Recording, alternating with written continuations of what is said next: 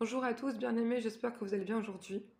Je continue ma micro-série sur gérer ses émotions et aujourd'hui je vais aborder une émotion qui nous est tous familière, c'est la peur.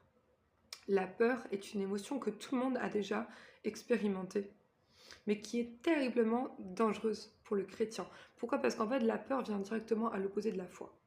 Dès qu'on est dans la peur, on n'est pas dans la foi et l'inverse c'est pareil. Dès qu'on agit dans la foi, on n'est plus dans la peur. Alléluia.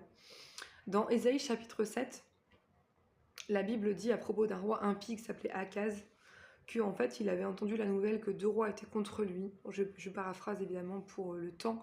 Et eh bien la Bible dit que en fait le cœur de Akaz, donc le cœur de ce roi, a été agité, et le cœur de ceux qui étaient avec lui furent agités comme les feuilles sont agitées sur l'arbre par le vent.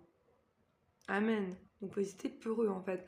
Et à l'annonce de cette nouvelle, ils ont été tremblants et chétifs à cause de cette nouvelle. La peur nous saisit. La peur en fait souvent vient soudainement. Elle nous submerge, soit par une mauvaise nouvelle, soit par un événement à venir que l'on redoute. Alléluia. Donc la peur est une émotion très violente qui peut réellement ébranler notre foi.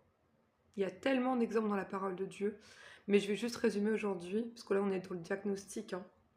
Donc la peur est réelle, la peur peut être vraiment, vraiment présente dans la vie d'un chrétien, elle peut nous gâcher la vie, elle peut nous empêcher d'avancer, elle peut nous empêcher de faire des progrès ou de faire des pas de foi qu'on devrait faire et qu'on ne fait pas, on est bloqué depuis des années au même point, alléluia, sur la même montagne, etc.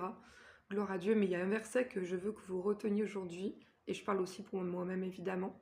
C'est dans 2 Timothée chapitre 1 verset 7, la Bible dit « Dieu ne nous a pas donné un esprit de peur, mais un esprit saint, un esprit de puissance et un esprit d'amour. » Donc, il faut savoir que jamais la peur ne viendra de Dieu.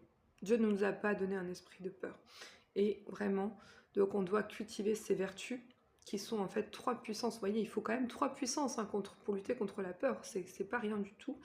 L'amour, un esprit saint, c'est-à-dire un esprit intelligent, un esprit alerte, et un esprit de force. Il faut être violent contre la foi. Alléluia. On y reviendra, mais donc là, on est toujours dans le diagnostic.